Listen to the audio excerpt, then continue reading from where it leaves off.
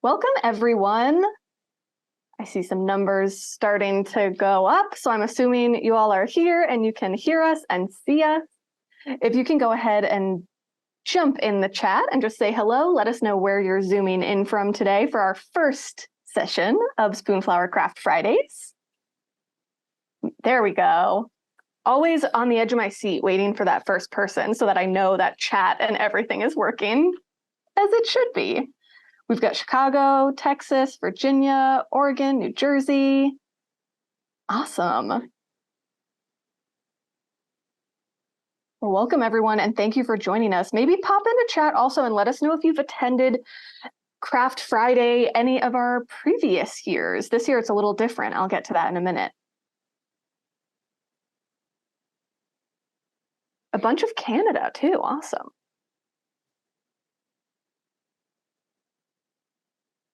All right, let me just check where our numbers are at and see if I should go ahead and get us started. It's slowly climbing, but I think I'm gonna jump in, and we have a lot of first-time Craft Fridayers, which is great. All right. Well, hello and welcome to Spoonflower Craft Fridays 2023.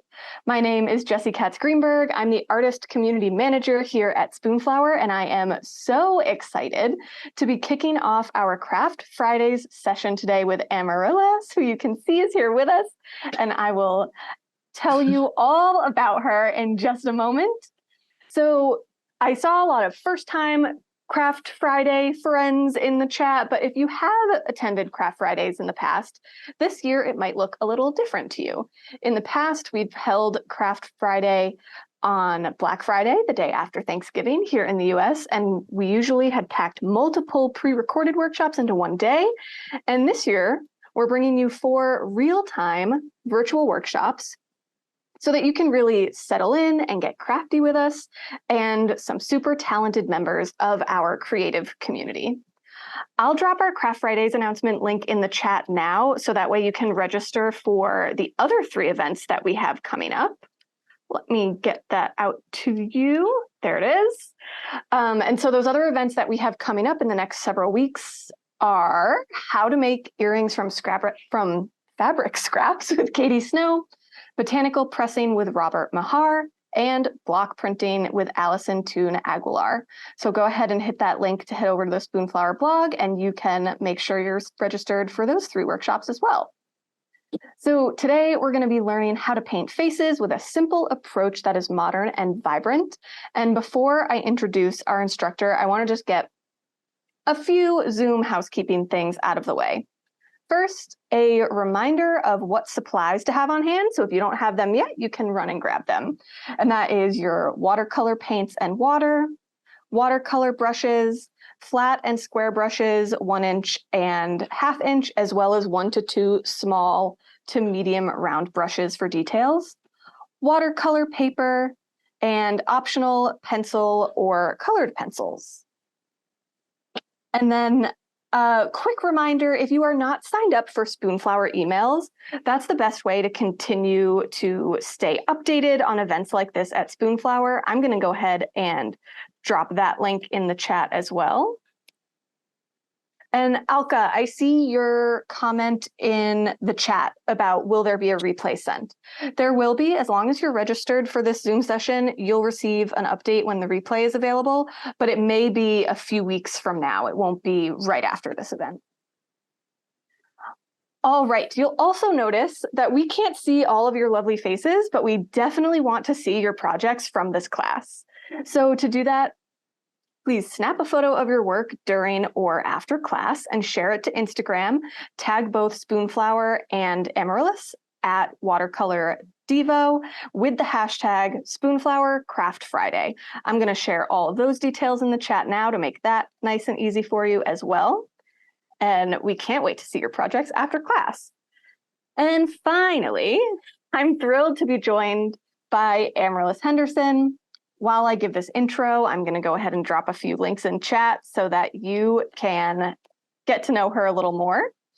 But watercolor gorgeousness meets laid-back fun through Amarilys Henderson's art and teaching. Published author, popular online instructor, and experienced surface designer, Amarilys knows the power of her favorite medium. Her work features a flair for the retro, lush watercolor bleeds on florals, brush lettering, and throwback whimsy. So, Amarilys, thank you so much for being here with us today for Craft Fridays. I'm so excited to be here, even though I've heard that intro like so many times. I know, after a while, but this time it's for Spoonflower Craft Fridays, so it's exciting. It's exciting that we have so many first timers, because I'm a first timer too, at least. Yeah. For doing, Craft Fridays. So I get it. Awesome. Well, welcome. Thank you so much for being here. I'm going to go ahead and go off screen, but I will see you all in chat. And Amarilys, I'll let you take it away. All righty. Hi, everyone. I was watching the chat pop up. I'm a little sad that I can't see your faces. I am trying to just find myself. I am a little sad I can't see your faces, but it'll be fun to see what you've created later. And so if you're intimidated by faces, that's okay. I know that you're here because you're interested in doing faces well. So if you're a little scared, I'm going to give you a little talk down, and I'm going to show you how we're going to walk through everything, and then we'll get to painting. I promise it won't take too long, because usually I cut down what I prepare to say by 80%. So then I'll remember things that I forgot, and we'll talk about it while we paint. It'll be fun. So I have written a book called Expressive Little Faces, and the intro reminds me a little bit of the feeling of coming into this workshop. And that would be, there's just something about artists that we want to do faces well. And I don't know if it's a feat that we want to cross, or if it's just an enamoring with the people around us and wanting to just express our environment. But let me tell you, I get it. And so I not only like to do these little faces like I do in the book, but I also like to do this modern take. And what I mean by that is we are going to kind of forego some of the scary traditional words that we often use when painting faces. For one, have you noticed I keep saying painting faces? We're not painting portraits. There's something about portraits that is so scary. So I have found that modernizing the face, abstracting the face, has been something that looks really nice. I've even been surprised to see how well it looks on fabric. Yes, this is on Spoonflower. As is the fabric that I'm wearing. My mama made me this for Mother's Day, which I thought was super nice. She bought the fabric from Spoonflower and made me a romper. But what's the other replacement that we're going to do is we're doing faces, and we're not going to talk about proportions as much. We're going to talk about shapes. So let me show you. I have on my desk for now some art supplies for you to see if you're just in the throes of putting together your supplies. I like to use flat square brushes. You'll soon see why. They make this shape without really having to try too hard. You'll notice too that I don't have a pencil here, but you can absolutely use a pencil. Tip would be to use a colored pencil, and even on top of that, if you have an erasable color pencil, even better. And the reason why I don't use pencil is because watercolor will get on the page and kind of seal that pencil in, and then you can't erase it. If you know, you know, and you've already been there. So what I do instead, as much as possible, instead of drawing, is create the shape that I'm going to make with the brush itself. Most of us use brushes like this that are round, and they're great. They're versatile. They're kind of like your staple watercolor brush. But what you do with them is that you end up drawing with them. And what I've found is that I don't have to rely so much on my drawing skills if I have a great brush. So I wanted to show you the brushes I'm using. The paints that I'll be using are a little different. They're fluid, and sometimes people get really scared about that or thrown off by why would I want fluid paints? But the short of it is that they flow better, right? They bleed into each other. These are the colors that I'll be using. Don't feel that you need to use those exact colors. And I always have my trusty palette out in case, oh, I need that one color and I didn't squirt it out. And these paints are by Magello, and the brand is Magello Mission Gold. All of these paints have a really long name. So Magello Mission Gold, Dr. P.H. Martin's Radiant Concentrated Watercolors. All right, moving on. Let's talk about how we're going to put these faces together and what I meant by focusing on shape instead of proportion. So when we think of a face, I'm going to play with some paper here. So fun. We often think of this shape. This would be a great shape. We don't have to worry about the dimensions of the jaw and how the forehead comes in. We'll worry about that as things come in, as the hair comes in, as maybe you want to develop the chin. But the first step is really just going to be making an oval or a circle or something along those lines. And then we're going to start laying in kind of some groundwork, like maybe a half circle for the ear. That's a ginormous ear. Let's make that. No, it's going to be a ginormous ear. That's what we're going to do right there. And we'll start laying in kind of some foundations for where the bounds of our face will be. This is going to start looking like a delightful little puppet dude or chick. But as we layer on more watercolor and not do this with construction paper, it's going to look fabulous. Then we start working on features. And so start considering what are some of the shapes that you see as you look at facial features. Do you see a half circle for an eyebrow, or do you see more angular shapes? Maybe this could be the shadow while the eyebrow is a rectangle. And something that I like to do for eyes, I often like to do a small half circle. It kind of has like an implied smile because you've got that bottom that's been flattened out. But one thing that I want to note before we get going, let's throw on some hair or a hat. I think that's a hat. One thing that I want to note before we get going is that when we do the nose, I find it best to not do like, oh, it's time to paint the nose. Let's paint a nose. You can try that. If you do, I suggest using a light color.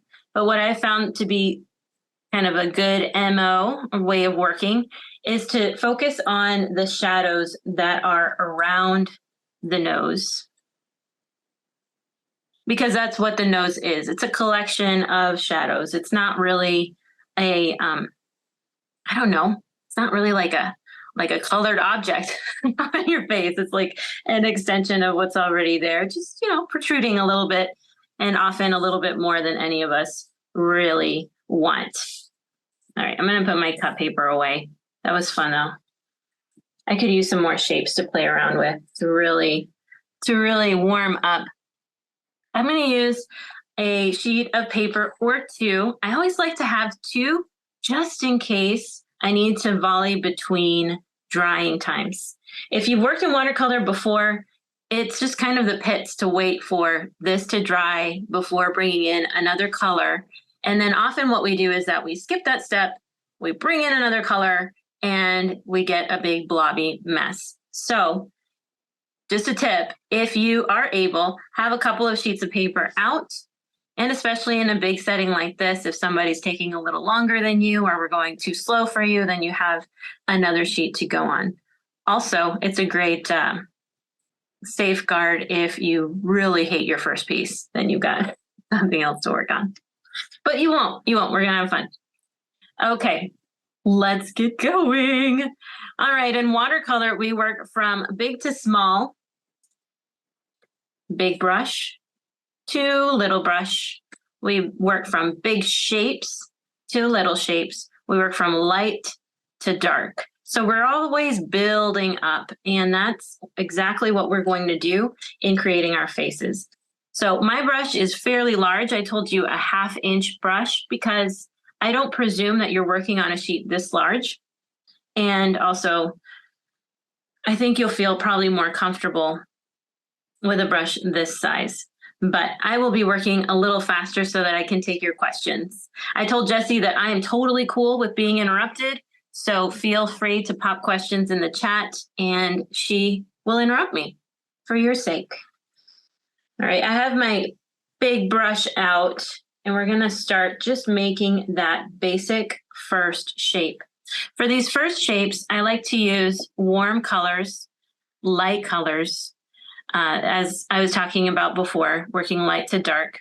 So I'm not loading very much onto my brush. My brush already had water. So right now it's going to be like a very faint yellow, or slightly brighter than I thought it would be, because these colors live up to what they say, saturated, so saturated.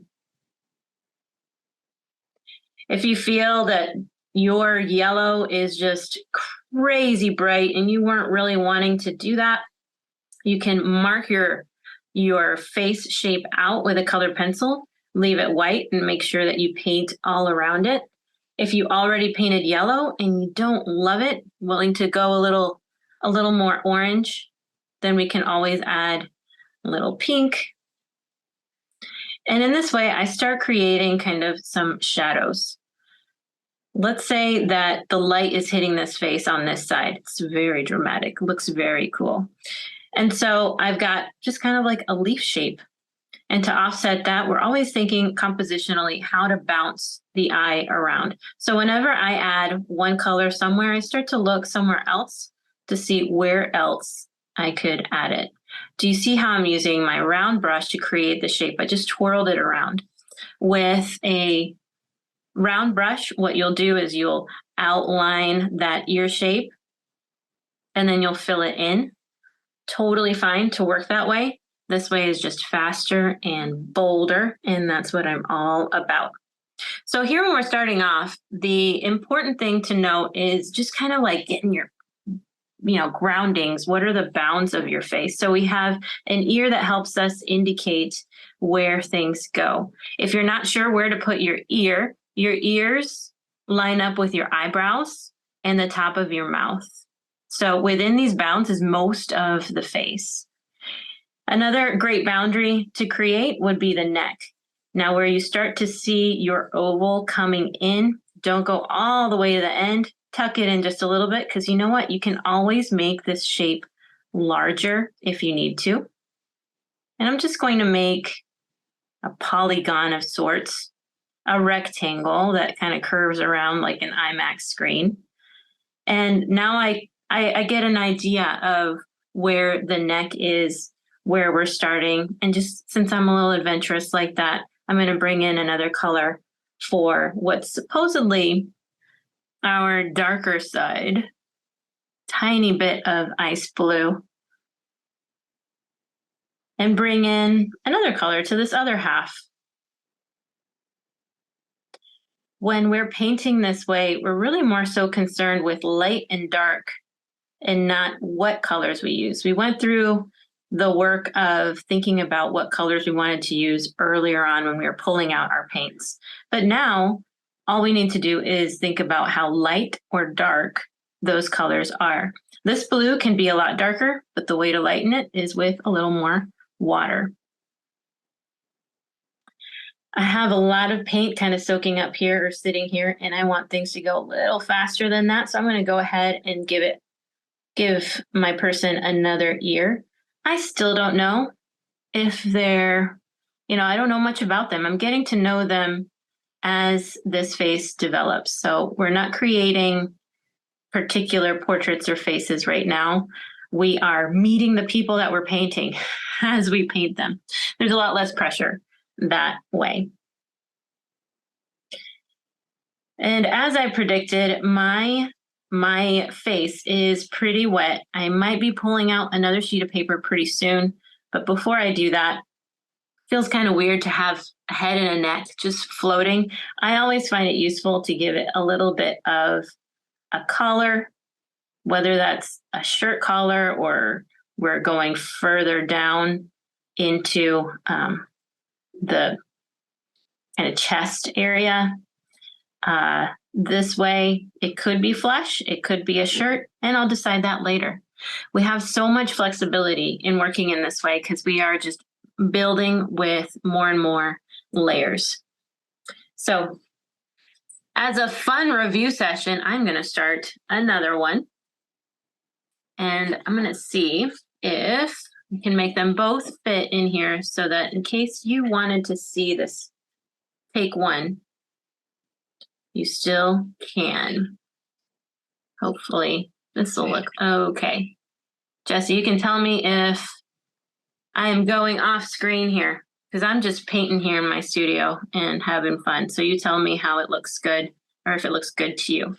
It looks great. We can see both pieces of paper. And while I'm here, great. I'm going to give you one question that we have in chat from Ariana, which is, if we're using watercolor that comes in tubes, like similar to oil paint, do we thin that watercolor? What's the proportion of paint to water? Can you talk about that a little bit? Yeah, absolutely. And you know what? I'll do the second portrait face with the paint that I have here on my palette. So they're not going to go together perfectly because they're not going to be the same colors, but that's okay. Water to paint proportion is probably the trickiest thing to handle with watercolor, but what I've found helpful is to mix your colors in a mixing well like this. So when you're dipping your brush and then painting onto your page, it's hard to know how much paint you loaded onto your brush. But if you put it into a mixing well, you get an idea for what color you're going to end up with. So that's also a great way to have a good bit of paint if you're going to use quite a lot and you want it all to be in that color. If you've tried this before, if you've worked straight out of your paint wells, you may have found that then you go back to it and you're not quite sure, again, what the intensity of the color is going to be.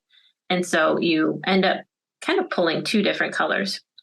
I'm going to make this face a little blockier, just to keep it interesting. I think it might be a guy with a good amount of facial hair. But if you noticed, I started with that oval. I bottomed out, I guess, flattened the bottom to make a straight, a more structured jaw here. Males do tend to have more of a structured jaw. And then, I don't know, this is like a curved triangle that I've added here to the bottom. And we really could have done that in another color, but I'm going to layer on the beard, so to speak. When using tube paints, something that I've also heard some people do, and it breaks my heart, is they'll squirt out paint, have their painting session, and then wash out their palette. That is not necessary. You can just leave your paints in your palette and use them again some other time. For our male face, the neck is going to be a little wider. And again, I'm going to bring instant unity as I did over here by mixing the yellow that I've already used and the pink together. And we have a color that goes with what we were already working in. It's already in our color scheme. This is kind of nice. This is like a review session. So, and also when you're doing more than one at a time, you can really experiment because you're freed up. You already did it one way. This time I thought, well, let's just do like a simple brush stroke for the ear. Done. Like you might look like a robot, but later on, if I feel like I don't really like that, I can add another little half circle down here. I can always keep building up. I can always keep working on him. Next, we're gonna, I need to explain what I'm gonna do next before I start painting. Next, we're gonna work on some shadows. So this is just We're not going to work on gradients. We're not going to shade and go into something lighter. We're going to keep in step with our shape-based way of working. So shadows include the nose. You might want to pull out a smaller brush if you need to create smaller shapes. What I like to call noses are the two parentheses with two dots in between. When you start thinking of noses in that way, they are much less intimidating. So these are my parentheses, and your dots, so to speak, your nostrils, they could be triangles, or they could be a half circle. You don't want to make them too big.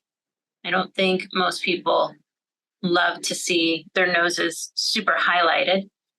But as we're creating shadows, we can also feel freer to just create a block of a color on one side of the face. Totally okay. Especially if it's a color that goes along with the face already, the colors that we already had laid out. It's not like this random dark violet that just jumped out of nowhere for us. I have a thing for cheekbones, and the way to highlight cheekbones is by creating the shadow underneath. What else do I have a thing for? I like to highlight maybe a little triangle here as the eyes recede towards the back of the face. I can create more dimension by just putting a rectangle on the side so that his forehead is starting to curve backward a little more. I can step it up a notch by going a little darker with that. And I think our dude variation is ready to take a break pretty soon. I'm going to hop back to our lady friend here on the right, just so we have some variety. But before I do that, I'm going to give him a collar too. And to keep things interesting, I'm creating a rectangle that kind of curves around, giving him a collared shirt. I hope you guys are having fun and aren't scared off just yet. We're still having fun. We are just going to have more and more fun, because really the hardest part is over. Like with this workshop coming up, I was, thinking about it all week here and there. But, when today came, it was just like, let's go, baby. Because you just kind of like commit, right? You just decide this is what we're doing now. And ready or not, here we go. Now, I haven't added any shadows to this face yet. So let's bring you up to speed. I'm trying to think of how I can make this face different so that we are learning as much as we can from having that contrasting and comparing from two angles. All right, this is not an eye. This is like an eye area. And I like to give a little blush when needed. Whenever I look tired, that's always what helps me out. Not so much a lipstick girl, I'm more of a blush girl. And then for her forehead, I can start mixing. Around now, we can start mixing by taking a little bit of one color, whether you're using fluid or tube paints, taking a little bit of another color. You dip into each well and then create your next color somewhere else. That way you don't contaminate your paints too much. If I were really clear and die hard, I would have washed my brush in between those two strokes, but I just keep going. And so if you're doing that in your palette, choose a palette that has some bigger mixing wells for that very purpose. So for the shadows along her face, I think I'm just going to make them more curved. We're going a little more angular with our male protagonist over here. So we'll go a little more curved for her. There are always shadows. I need to change brushes into something a little smaller.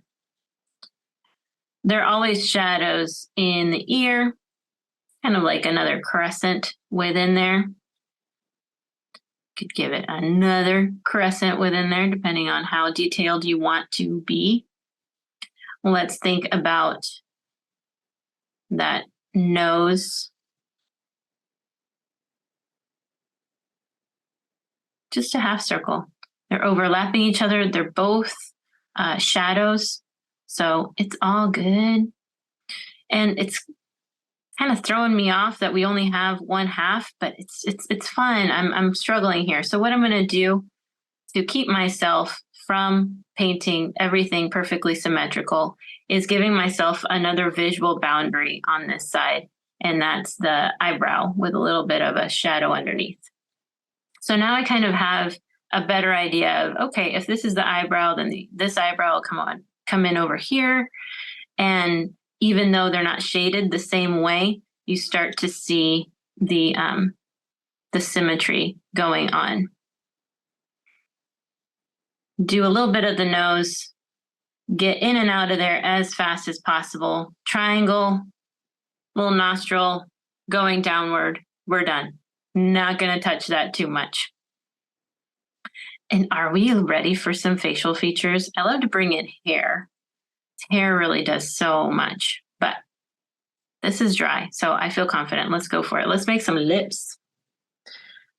The lips for her could be, I don't know, a couple of half circles. Doesn't have to be that complicated, you guys. Keep it simple. Look, she's got such attitude. Can't you tell? I like that. I like that in a girl. So I could do the other half of her bottom lip with another half circle, or I could just do the shadow underneath that lip. If I decide later that I do want to add the lip, cool, I can do that. But already our eyes are making sense of this and saying, oh, okay, that's not like another lip, right? That is right under her chin. I'm going now for my darkest color. So this is mahogany. Mahogany is a fancy word for a purplish brown. And I'm going to add just a little mahogany on the inside of that half circle just to see what it does. I'm dropping in value is what I'm doing. Darker values that help the viewer understand, you know, what's going on here. Where do we have our darkest values? Our darkest values are our darkest shadows. So as our eyes crease, maybe in here, we're not going to give her dark under eye circles, but it could very well be her fate to have dark under eye circles. It's okay. Many of us battle with that. You can start adding some dimensions for lines. Oh, I could keep going, but I want to first work on first. We're like halfway through, you guys. This is not first. I am going to give her some eyes. Before going crazy about shading, I want to give her some eyes because I want you guys to see this face come to life. So I'm going to first start over on this eye where I know things are dry. And like I said, a nice half circle is fun. Looks like she's smiling even though she's got a bit of a pout going. If you ever feel like you make a mistake, that's the handy thing about having more brushes around. While we can't erase in watercolor, we can blot and lift. So I have this brush, which is now clean. And I can essentially rub out what I don't like. Rub to make something smoother. And then take that paint and wash it, wipe it off on my paper towel. I use washcloths because I go through paper towels pretty quickly. All right, we have one eye in. This eye's feeling a little too far left. And so if you ever feel like you have, I don't know, done something you didn't like, you can always, like I said, build up. So I used a light blue, hopefully always. And I'm telling you that I know this is going to happen. It's going to bleed, but I'm going to start small so that my boundaries can extend as needed. I can shift this eye closer in by just creating another darker layer. And what it's going to look like is just that I have some extra shading, or hey, bonus, she has some eyeshadow on. So these little, what we call mistakes, actually look so beautiful in watercolor if you just finesse it and own it. I think that's the trick of any artist. They just own what they do. All right, I don't want to have the same colored eye. That'd be boring, right? So I mixed a little bit of blue onto my brush. I didn't create another mixing well, but just that same blue, that same mahogany to create that eye. Amarilys, we actually have a question that sort of goes along this, if you make mistakes, what do you do? And you may have just shared the answer, but I figured we should get this one in now. Any tips for if you're painting too slow and the color's dry and you get lines? So I assume that means like you get hard lines if the colors you're working with are too dry. And on the flip side, tips when your colors unintentionally bleed together. Okay. We certainly have a lot of bleeding going on right now. So yes, good timing. But you know what's funny is I think that what people actually like about my work is the bleeds. So I don't want to make them go away. And so I just learned to kind of wrestle with it a little bit. For instance, this eye is bleeding over here, but I'm really okay with it because I don't know, I just imagine it as running mascara. But if you are talking about, let's do a really dark line, just trying to make sure I got this right. And you're like, oh no, I really hate that line. I'm gonna have to wait till it totally dries. Maybe I can try to lift this one. It won't totally go away by doing the blotting. But one thing that does help is adding water to it. If you just always think of water in watercolor as your magic ingredient. And so water will make your color lighter for sure. But if I leave it there, it's not going to change very much. So what the water is doing is reactivating the paint, whatever hasn't sunk down super deep into my paper, and bringing it back up to just kind of like mingle with it.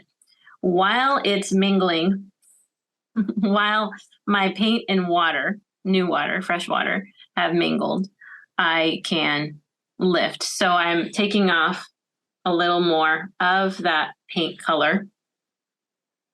And I can keep repeating this process as much as my paper allows. So depending on the weight of your paper, I recommend anything 140 pound or 330 milligram or higher, because your paper is such a great asset in your watercolor painting. For one, it won't buckle if it's really nice and thick, but also it creates, with thicker paper, you can create this layering technique, and the paper interacts with the paint.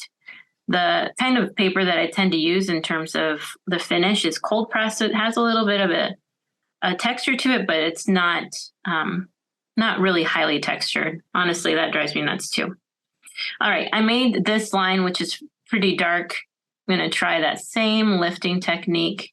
And what we do with watercolor is you lift as much as you want, as much as you can, right? With lifting straight up, adding more water. Let's add a little bit more water. Essentially, try to wash it off. So it's already much fainter than it was before.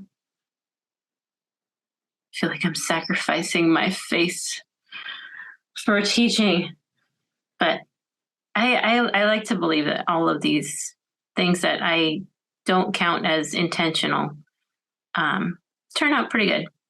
Most of the things in my life that I didn't plan on turned out to be actually pretty good things. So, all right, you lift as much as you can. Then your next option would be you can change the color. You can say, you know what, I really don't like that violet. I'm going to use another color and layer that on. And then your final option would be to use an opaque medium. So deviating from watercolor, I use pen white, a white medium, which is kind of like an acrylic ink, but it's chalkier. So it doesn't dry for like ever. I like to reactivate my paints if you haven't noticed. And so already adding more contrast is making my eyebrow kind of dissipate a little bit. But now that it's knocked back and it's somewhat dry, emphasis on somewhat, I can bring in another color. When you're working with this fluid paint too, at this point when I am doing repair, so to speak, I start using these tube paints because these are more opaque and these fluid paints are very translucent. So we got some bleeding again, but all par for the course. I'm going to keep going with my facial features, adding bit by bit, but honestly, I'm ready for the hair. Yes, bring on the hair. And you know what? That blue just kind of leveled up the amount of value we have going on. And I don't want to lose it because that was not really in my original palette. So I'm going to bring it in over here too. Another little shadow. So considering like shadows, almost like rainbows, which I love rainbows, going within each other. If you were to break down a shadow, you just have like light gray, dark gray, and then black. And that's what we're doing. We're chunking those shadows. All right, let's do some hair. This is where our face really starts to take some personality because we put so much personality into our hair. Oh, curly or straight, curly or straight. You know that I like curly hair. I mean, I kind of have to. So let's go curly and just play. Okay. Is everybody going, it's not that easy, Amarilys? Yes, it is. It is that easy. Okay, I'm gonna bring in like a half circle. How many times have I used that shape? It's my favorite shape. And I'm gonna switch up the color and go wavy here.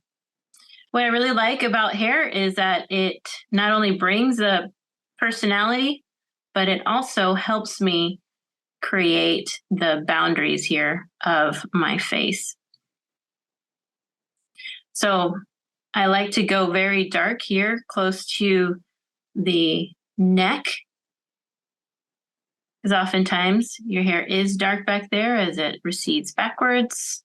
And what we're looking at is hair that's actually falling behind your shoulder or your person's shoulder.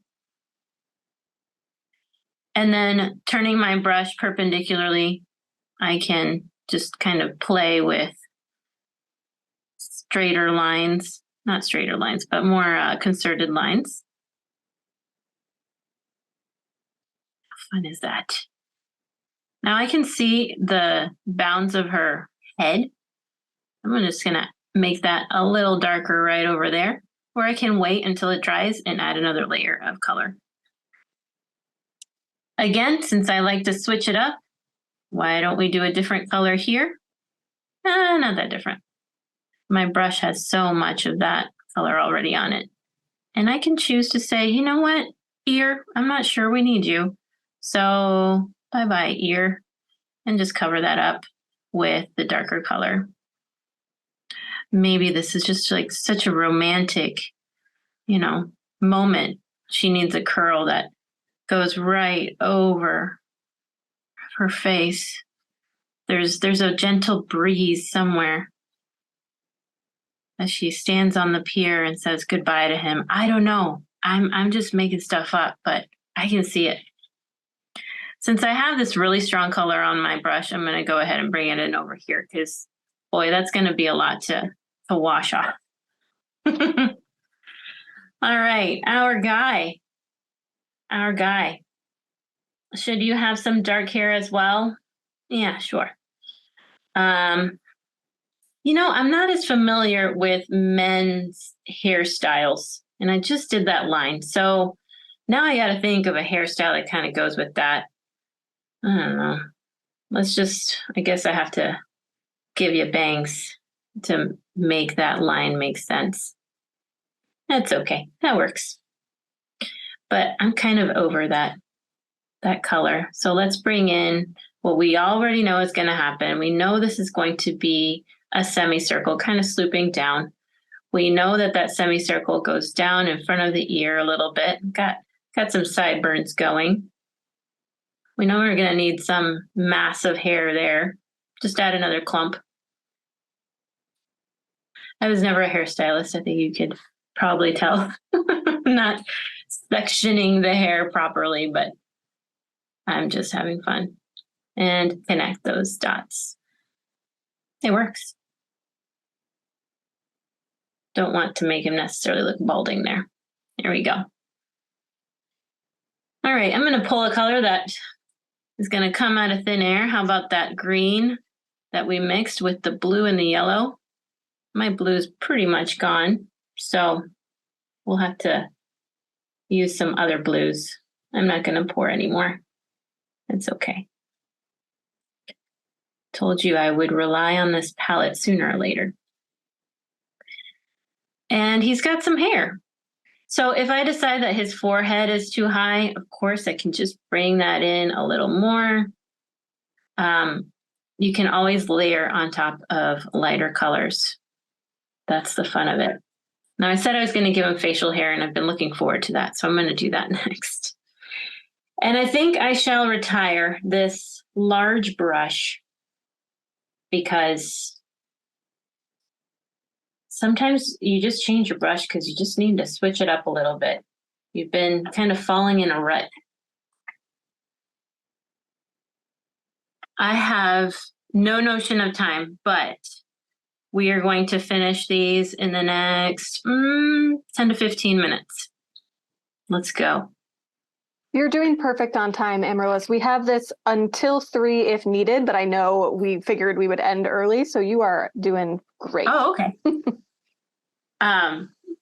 Yeah, I'm just rolling. I don't know what time it is, but as long as everyone's feeling 2 right now. So we've been going for about 50 minutes. Okay, got it. All right, so we've got some time. And of course, I can always answer questions. I'm an open book. All right, I am soaking up with my fresh new brush some of this paint that was pooled over here. Again, extra brushes are so handy. And the brushes I like to use are synthetic sable brushes. I don't use natural hair brushes very much, nothing fancy. They are honestly from the local craft store and their brand at that. All right, let's give this guy a beard. Why not? I don't know. Have I done a beard? I'm sure I have. But beards definitely go all the way down. Although you probably can't see as much of it as I place there. That's okay. Then, what else do beards do? Beards, around the mouth, this is very important, right? They kind of show, we're gonna give them handlebars for now, as we're just getting our feel for this guy's beard. Oh, he's fun. So we've got our kind of vertical lines going, and now we can fill in on larger areas that are much more forgiving. We've got a half circle sloping down there. And then we just need to connect these boundaries, these two sides. I'm reaching for violet, a red violet. Got to keep it interesting. It's really just a rectangle, right? That angles down. I'm not loving that this is like becoming symmetrical, and it's when things are symmetrical and you're trying to make sense of them, right? You are thinking, okay, does he have, maybe he's like got that Irish thing going on where he's got like a little reddish hair in the middle, but not anywhere else. And that's not really my intention. I just want them to feel a little random. So I'm grabbing, I don't know, any color I see. And gonna offset that a little bit because I want to be less predictable. My husband and I have been married for, I don't know, almost 18 years. And he kind of hates it that I can predict his whims and movements and things that he likes. He wants to be like so unpredictable. And so maybe this guy does too. Maybe he doesn't like someone having him all figured out. He's got some mystery.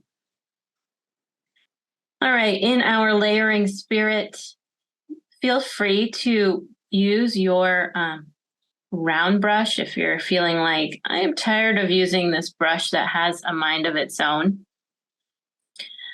I will soon too. I will join you. But again, it's great for these large areas. And it really just takes off the ownership from me that I need to know what I'm doing at all times.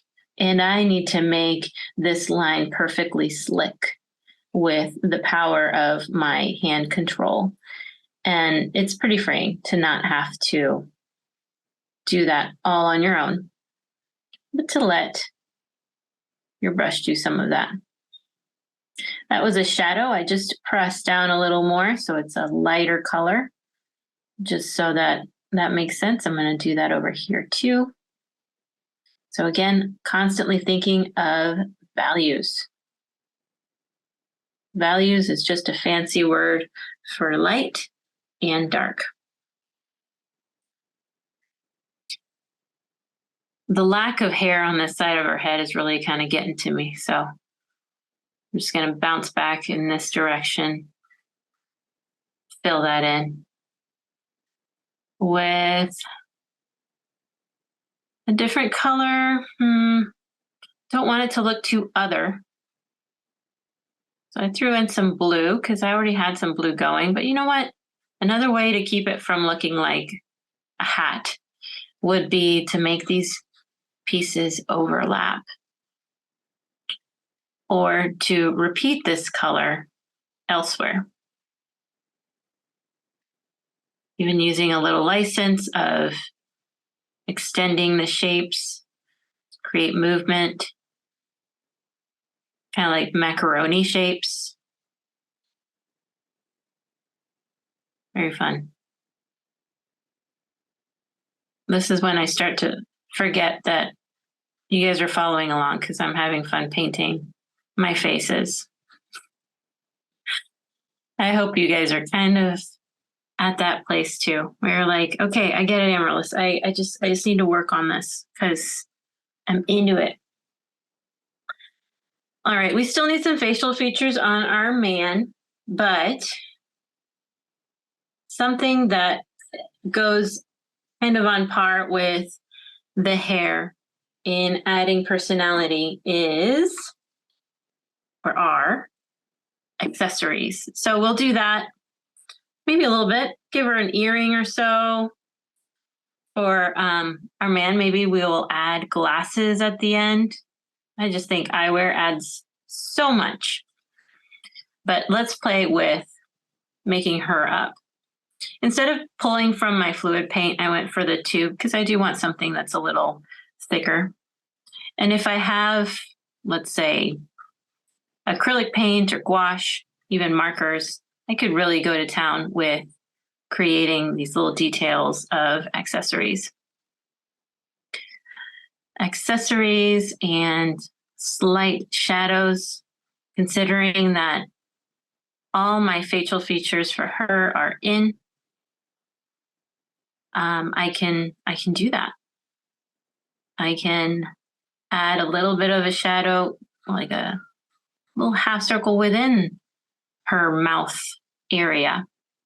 Can add corners. So you feel like her smile is receding a little bit. Her pucker is sticking out.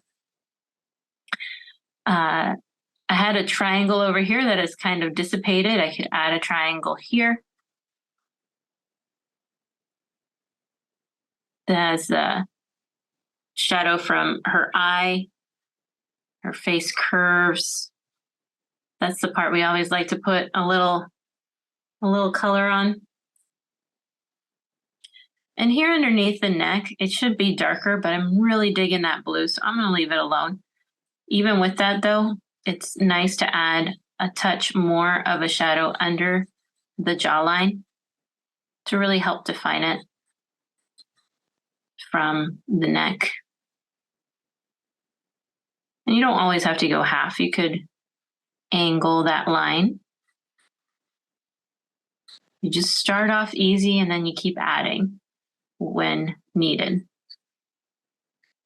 You know, maybe this hair is causing a shadow. Maybe her neck it looks really thin because it curves backward. Pretty soon you're going to start looking at people's faces and thinking, ooh, that little inner eye thing, that looks like a triangle. That nose looks like a banana. And next time when I paint, I'll just paint a banana. And it'll look like that.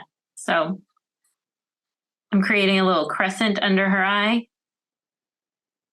You know, I said I wasn't going to create under eye circles, but a little puffiness can be pretty cute too. And it makes it look more real. I think she's pert near done, as they say around here. Let me finish this guy. They're both somewhat serious today. Wonder what's going on here. All right, so with our lady, we gave her a full upper lip. We're going to just kind of forego his upper lip and work on the bottom lip. With males, they typically don't like to have really dark or bright red lips. And so we have to be really careful about our color choices. It needs to be something that is a flesh tone. And so I'm creating a bit of a smile that even goes over the beard. If you are creating a smile, think of where there's shadows for a smile. Maybe there are dimples. Those are fun little long triangles.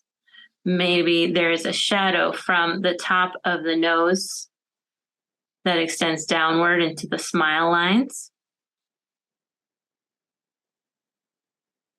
I'm sorry about that. I do have this on Do Not Disturb. Whatever. Maybe there is, you know, if he is smiling, then that triangle shadow that I used over on this side is kind of angling more towards the inside. Even within the shapes that you've already created, you can add another layer of color to add more depth.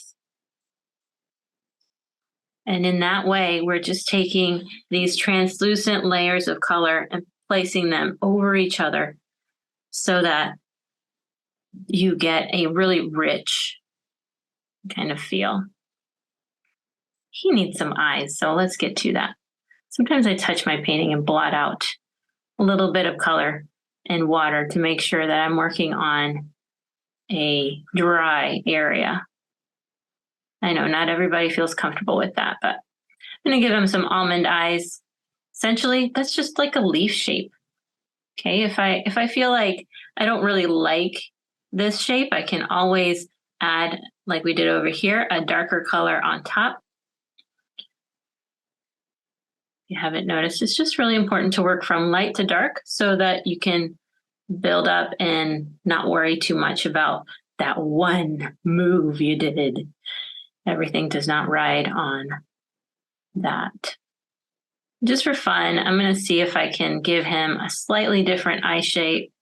See if that looks okay to have this, I don't know, what is that, a trapezoid kind of shape versus an almond kind of shape?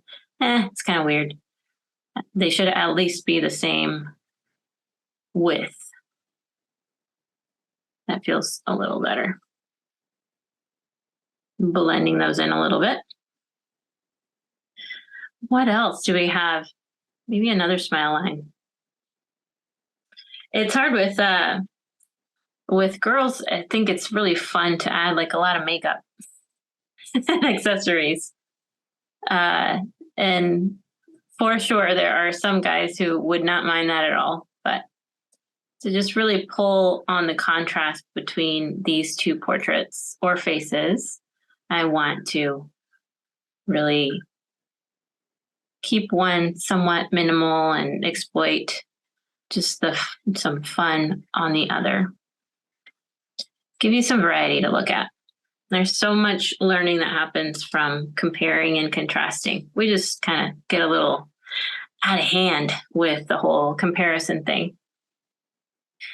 Something fun that I like to do is to add a little rosy dot to the top of the nose. Anybody else had a sunburn? Just right there. And this sunrise pink is really good for that like sunburnt look.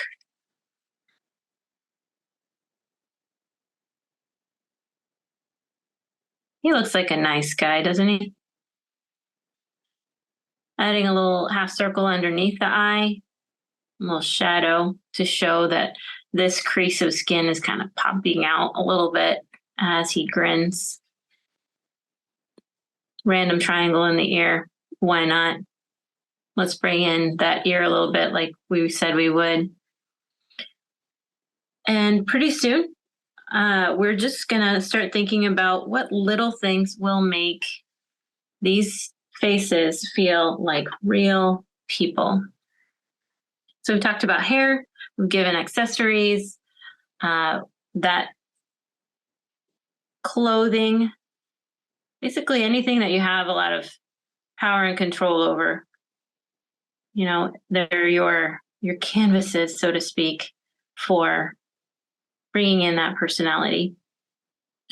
So I'm using the very top of my brush, painting perpendicularly to create lines. I think you need a button whenever you have a collared shirt. Feels right. I would like another button before this looks like he has some like priestly garments on or anything. I just think that'll go better with his look. Feels kind of lofty to be giving somebody an identity. But we're really, honestly, when you are creating and can get kind of controversial, but you do rely a lot on stereotypes because stereotypes are like a quick hand at describing a person visually. In a way, it's like icons, creating icons that, you know, are associated in a certain way. They always carry something. They carry a meaning. And so we tend to attribute that meaning. And as artists, as people, we do that. And then as artists, we get to notice all the things, right? That maybe most people don't notice, because we notice that, when this hair curls and crosses, it has a different feel to it. Why? When it crosses, it's like got that disheveled look, like she's not super persnickety about having everything in place. Like I said, maybe there's a feeling of the wind, kind of a romantic feel. And since she's getting really soft and romantic, I just gotta mess with that a little bit and create some graphic elements, a little mark making. So some dotted lines are a fun way to just bring in some graphic elements. Another graphic element that's really easy to implement would be dots. And you'll often hear me call them dumb dots, because those dumb dots are so cute. They're just so fun. You just don't even realize that just adding a few little dots here and there adds so much movement to a piece. All right, so these are dumb dashes, but pretty close. Sometimes you'll see artists really love to use splatters. Don't worry, I won't make you do that today. But if that's your jam, please do. Because it's going to be really neat to see the diversity of the different paintings shown. So what I've really enjoyed in creating these portraits is that you can bring in so much diversity into one face. Like you don't really have to worry about skin tones as much. You're not trying to depict a certain person. Many women can relate to this face. And that's something that illustration does better than, say, photography. So in photography, you're looking at something very specific.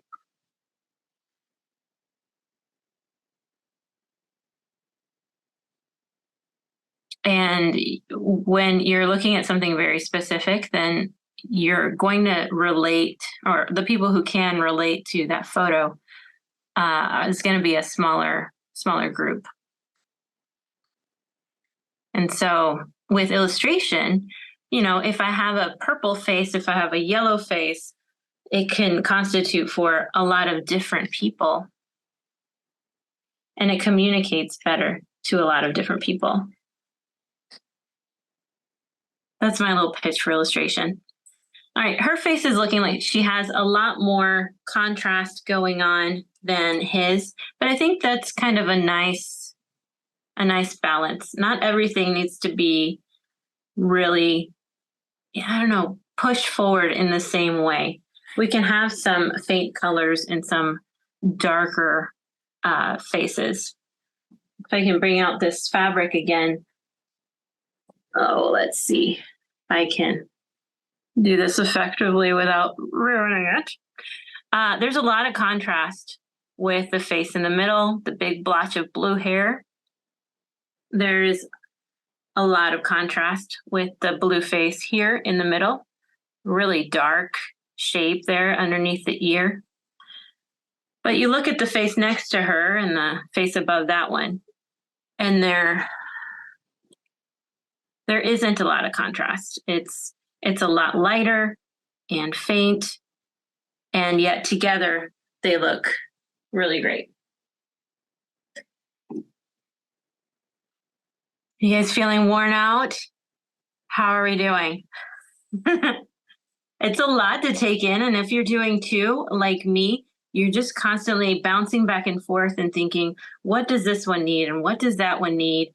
But your eyes are getting sharpened by focusing on one, lifting up, and then going to the other.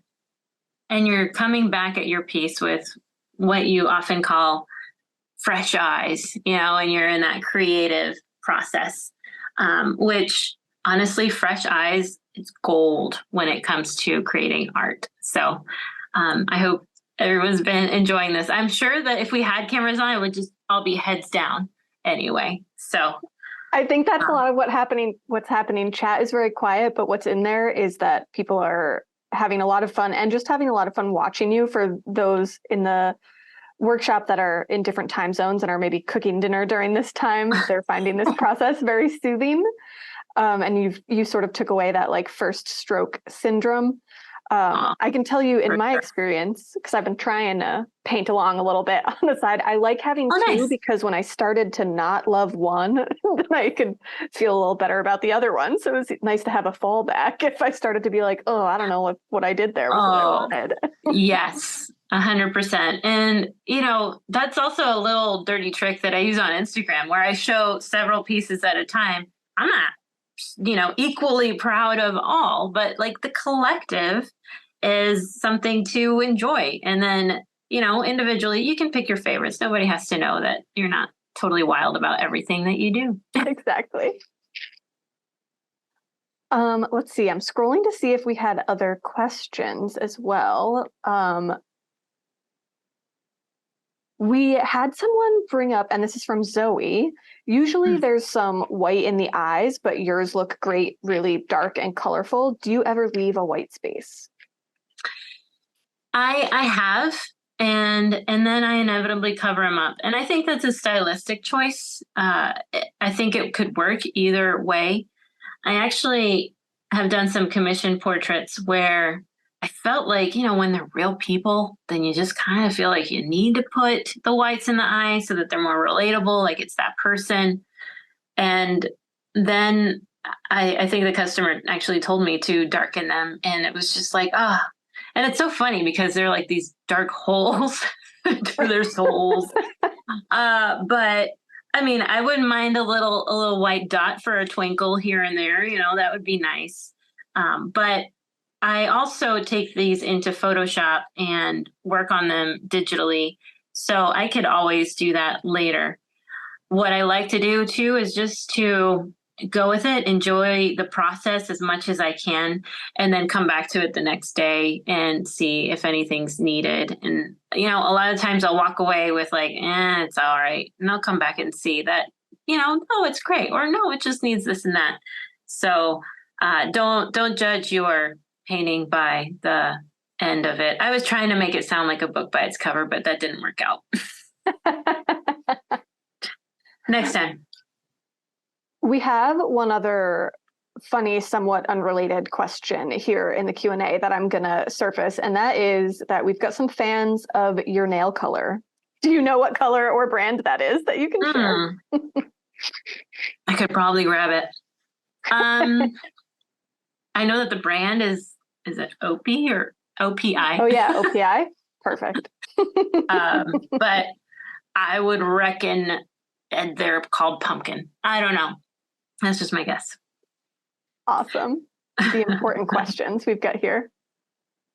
I get those questions often, but fun fact, these were blue just about a few hours ago, and it did not remove the blue. I just painted right over them. So that's usually like my last live teaching step, like pre-step, like, whoop, here we go. And then you just don't remember how much people look at your hands when you're doing this. So yeah, that's what I do. Perfect. We love a teaching hack. Let's see. If anyone has any more questions, drop them in the chat. But we're continuing to get a lot of rushing to buy expressive little faces. This was something new that I hadn't tried before. So still getting a lot of love coming in as well. Oh, thank you.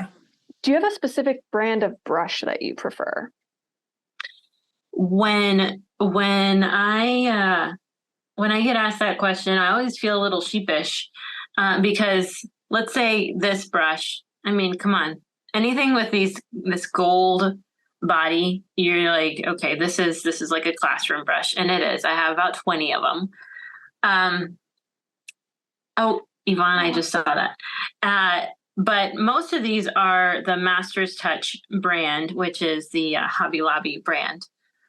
And this one came in a set of about a handful, and every once in a while I'll splurge and get the onesies. But then I have to stand there thinking, okay, which kind of brush do I not? And that's tricky. It's hard to remember what you might need. But I did see a comment come through, and I don't know if you saw it too, Jessie, that I promised some eyewear. We need glasses. Yeah.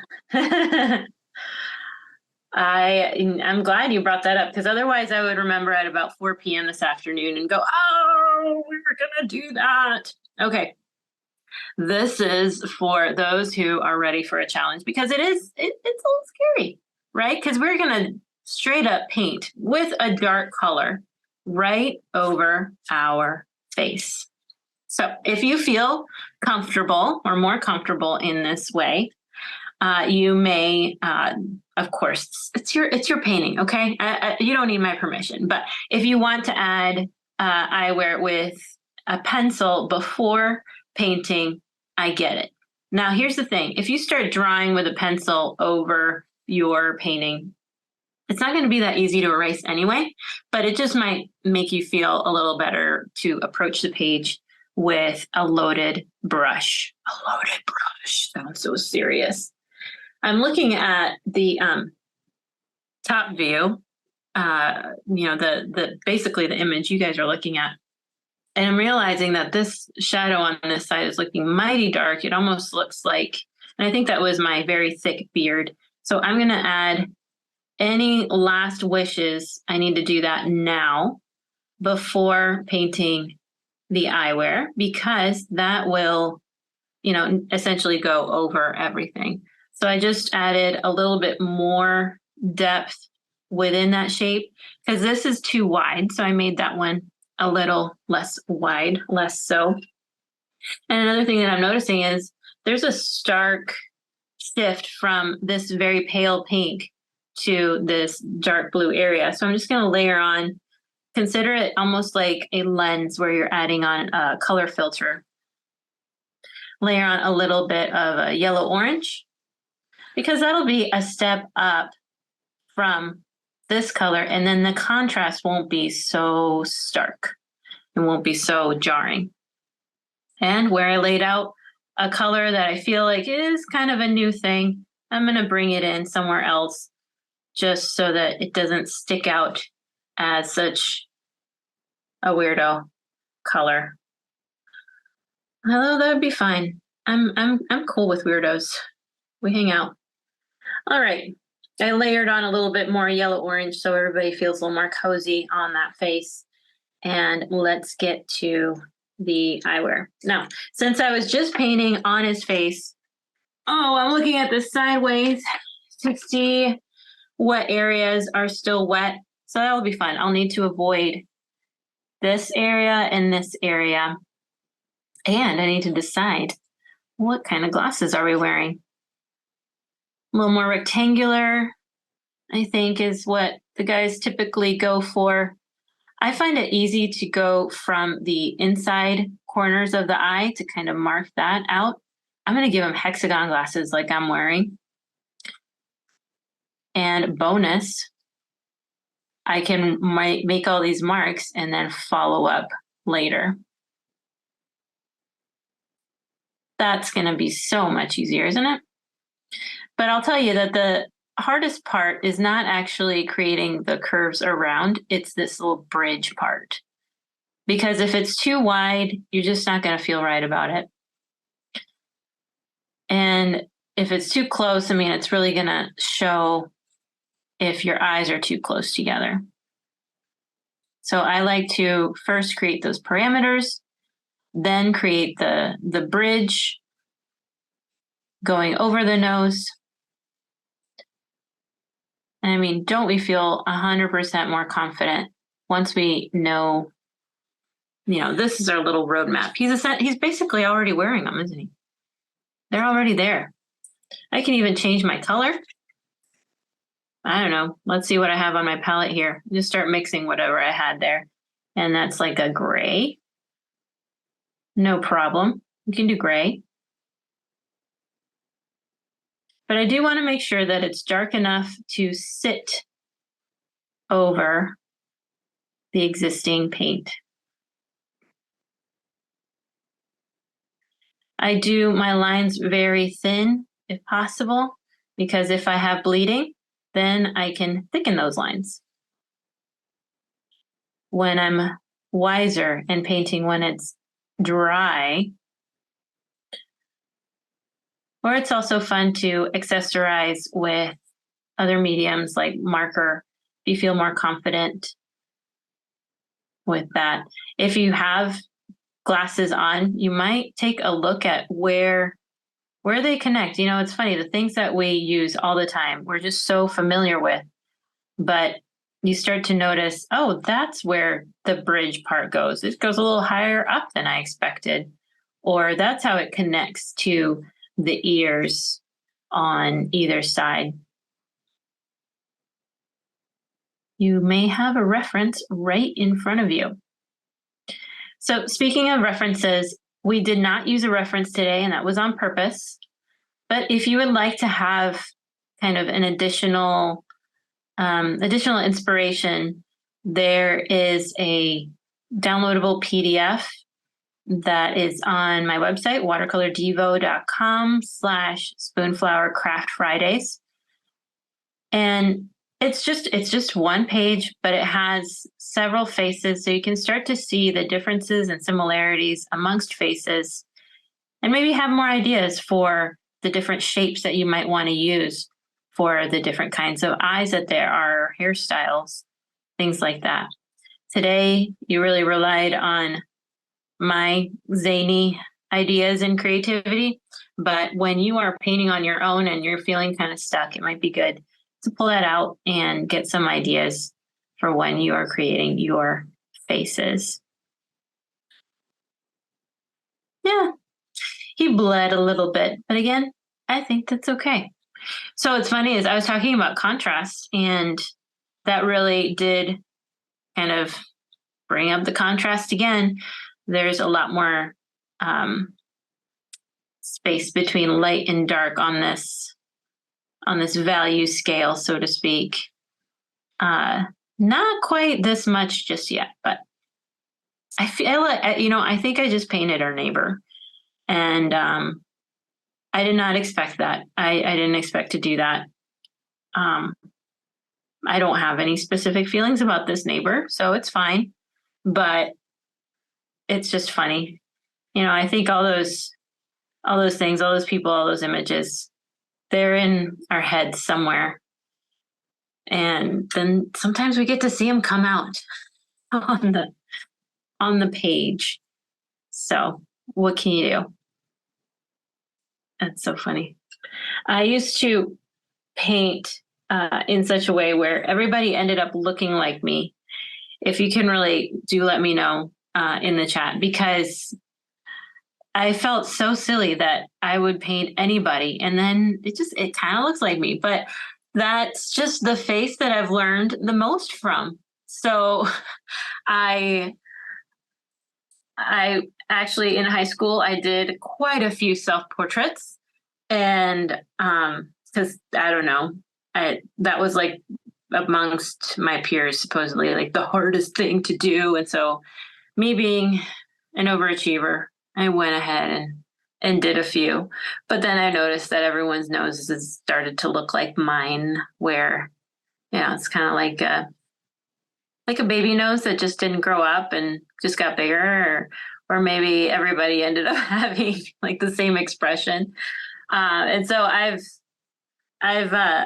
I'll make myself kind of paint somebody different from time to time from reference. But when I look at a reference, particularly when I'm not really doing a commission job and I'm just wanting to paint a face, I have to put it away sooner or later because I want to enjoy the process of painting these and not make, so much of the face that I am painting. So as I developed an ability to paint faces, then the ability to then think of likeness and match up. Oh, okay, this face has a particular way of, showing up, in the mouth, or it has eyes that are like this, et cetera, et cetera. You start to notice those differences after you feel more comfortable painting faces in general. I can understand that a lot of us start by painting the people around us and trying to paint portraits. And I absolutely think that is useful and can work. But I found it better to loosen up my grip on likeness, making a face look like a particular person, and then coming back to likeness and using the kind of flow state of painting to my advantage instead of being really rigid and then hoping that I enjoy the process. It doesn't really work that way. So, all that said, I think it would be fun to get really great at faces, use them for holidays in some way. I have done some Christmas cards in this style, and not for our own family, but for others. And it's just a fun, unique approach. And I've been surprised at how much these can be used in my work in commercial licensing, where companies use the art for other purposes. But again, it's just because of this style that's more abstracted and what I call shape-based, that, they're just fun faces, and they're not a bunch of portraits of people that we don't know. So, I think it's funny because the more I stare at these, the more I think, well, I could put, some checkers on his collar. I could, add some more splatters. These happened unintentionally, but that's okay. I might want to add some more, but I'm going to have to figure that one out tomorrow if I'm going to take my own advice. Right. It's always hard to know when to stop. Yes. We got a couple last minute questions as you were talking, and two, Sure. I think you sort of just covered these with looking at photos or images of faces or at people and paying attention to the shapes. But we had from Joanna, can you get a recognizable resemblance of someone in this style? And from Susan, she says, my husband is Asian. Any suggestions for hair and eyes if I attempt to paint him specifically? So it feels like it all comes back to looking at those shapes of a particular person's face. Yes, some of the faces on that fabric are of people I know. And yet I don't have like photos of them here to show you to compare. This is a friend of mine. This is a friend of mine. Someone from Instagram. I'm not going to say who. And this is Jersey. So it's like nice and stretchy. I'm like really trying to make it lay flat here. Yeah, I mean, it's funny because I'm unfolding this and looking at the faces of people that I know, but I don't know how to tell you. I think okay. When I look at a face and I'm trying to recognize or create likeness, I have found that if I can nail down one, two, or even three features, everything else is gravy. And so one of those easier ones, I would say, would be hair. So wavy hair, if it's straight hair, if it's afro hair, if it's stick straight, those little things just mean a lot to specify who that person is. For her, also, it was the glasses. She's a redhead and she likes to wear green glasses. Nice contrast there. And the other one was the lips. So her eyes, I don't see her in her eyes as much. But because I had the glasses, the lips, and the hair, it was like, okay, I got her. That's her. This one I worked on a little more in trying to get likeness. And you can tell because there's a lot more brush strokes on this versus this one. The hair is like on this side is just one stroke and here it's several, for instance. And then the accessories. But for her, it was the smile with the one dimple that really did it and brought it up. And with that, the cheek that was kind of angled upward because her cheeks had, I don't know, they just had like that bit of perkiness. It's a little different than, I don't know. These are things that I think you just pick up. So this is an Asian face. And obviously the eyes being a pretty distinctive feature. When it comes to the nose, there isn't a lot in the bridge, not a big shadow. Much like my nose, it doesn't go up real high in what I call the tunnel. And so really not having a lot of shadows there helped a lot. And then the nose was a little bit wider as well. And since I didn't have shadows up here for the nose, then I focused more on shadows underneath. I would say that this face might be a good reference. And with the hair, this is literally this brush. And so you can see how this creates that stick straight hair by just creating one stroke. Again, not a lot of bridge shadowing on the nose, just the nostrils. And so I found that to be helpful also with either a rectangle or a round face, basically not something that's super long most of the time. Again, generalizing stereotypes, but they're handy when you are creating faces with a certain likeness and different ethnicities that you want to represent. Awesome. And then we had one more question in the Q&A from Anna, and she was curious how you choose your color palettes for these portraits or for these faces. Yeah. And, I tried to stay somewhat in step. These two paintings, particularly this one, are going to be on the Spoonflower blog as a step-by-step process. And so I wanted to stay kind of in step with that palette, but also bring in something a little different, just to spice it up a little bit.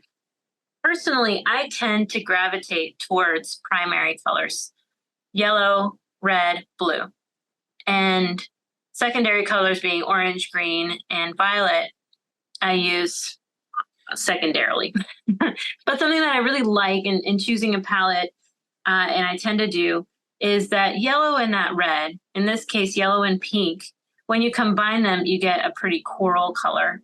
And that's just something that I feel is a color that's so natural, yet a heightened saturation. So I do tend to always pull a lot of warm feelings. I mean, even this violet is not a very cool violet. It's a warm violet because it skews a little bit more reddish. And when it comes to the face, it makes more sense that it would be a warm tone because of all that blood running underneath our skin. So that's kind of a safe bet. And then bringing in the blues or the violets or the greens or even the oranges, that can be fun for the areas that you have a little bit more freedom. Orange is a great color for skin. It just can get kind of you can carry it out of hand. And so I are carried away with it. And so that's why I do pink and yellow, because then I can always bring it back to orange. Beyond that, I don't use green a lot in general, but also green on a face can be difficult to pull off. So I don't think most of us want to look green, but here I used it a little bit. It was more of like a yellowish green. So maybe not a true green. I would try to stay away from that. Awesome.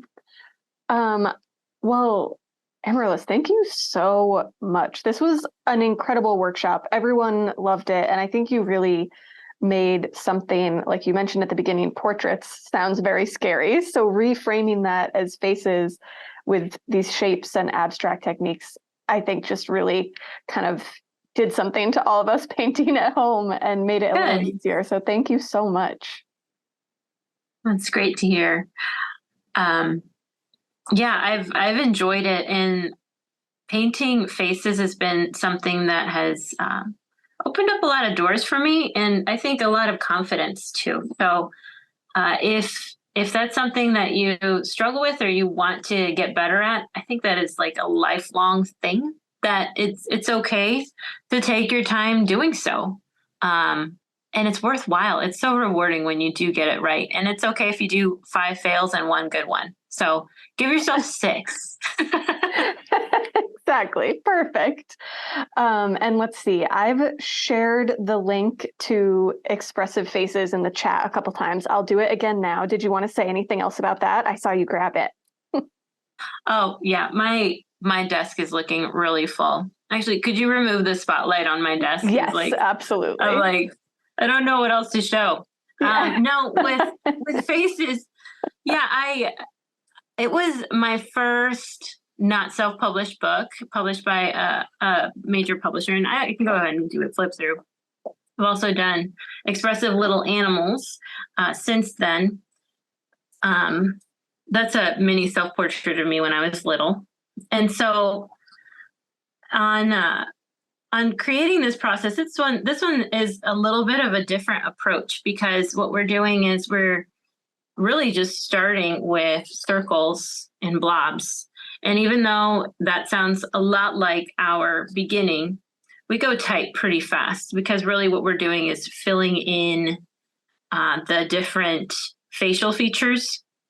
This is probably like one of the favorite spreads in just kind of having a handle on the proportions and seeing how things line up. Of course, most of us don't look like this little guy, but the proportions are generally there. And then this is a fun activity too, taking a piece of fruit and just going ahead and doodling a face however simply you can. And when you turn it side to side, you'll get a better idea of how eyes and mouths get foreshortened. Noses, it's hard to see. It's hard to see that dimension, but you can see how these eyes, like this one got a little smaller and this one is a lot larger. But this one, what I was saying is that this book is a little more, I don't know, technical, like legit faces, and yet we do keep it playful because each chapter goes through the facial features and trying to kind of distinguish, okay, well, what could be different about different eyes and different noses? So at the end of each chapter, then you see these 5 faces that are in the 5 different face shapes take on a different personality, with eyes that are wider, eyes that are, with some heavy eyeliner and mascara, or a little more surprised. And of course, it being called expressive little faces, the expressive part's kind of a big deal. So there's me. Wait, someone in the chat asked if you've done a self-portrait of yourself as an adult. Is that what we just went by, or no? Yeah. And they're okay. I don't know. It's like, yep.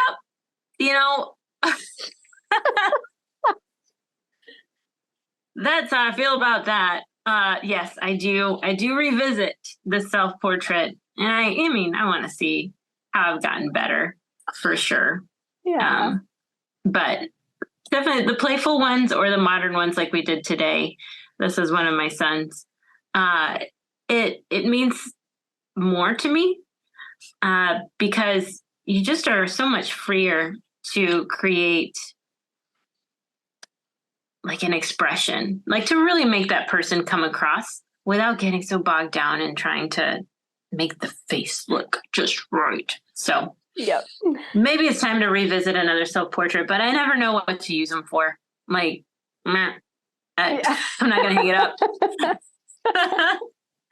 Awesome. Well, thank you so much for giving us a look at that. I know a lot of people have been interested in your book in the chat, so I'm really glad that we got a little peek at it. Cool. For everyone that has been watching along, I'm going to share a couple things in chat before we get ready to head out. And one of them is a link to a survey. So I'm going to drop that in chat now. We're sharing that link. If you're on a computer, you should be able to click that link and it'll open in your browser and not disturb your Zoom. If you're on a mobile device, it might take you away from the Zoom. But if you want to click that and open it and just submit that after this, we really want to make sure that we keep creating the types of webinars and events that you want to see most. And then don't forget to take a picture of what you created today and share it on Instagram. I'm going to drop all those details in chat as well. So it's hashtag Spoonflower Craft Friday and tag Spoonflower and Watercolor Evo. And one more, let me find it in my long list of links here I have to share. I want to make sure I get you all our Craft Friday blog post as well. And this is where you can find the other 3 sessions we have coming up. You can also find links to learn more about Amarilys there and this session. And yeah, and we will end on that. Thank you, Amarilys, again, so much for being here. And thank you, everyone, for joining, painting along, or if you couldn't paint along, just chatting along in the chat. It was really great to have you all here for our first Craft Friday session of 2023. This was so fun. And earrings are next week. Is that right? Yeah, the fabric earrings. I'm very excited about that one. I'll be crafting. I'm kind of a fan of the no-sew project. It's great to fit in a no-sew project. So, and I think we're going to be making a few different types of earrings in that class too, all from one fabric swatch, if I'm not mistaken. So some good stuff coming up. Nice. Well, thank you, Jessie. This was fun. Of course. Thank you again. Thanks, everyone. Have a wonderful weekend. Bye.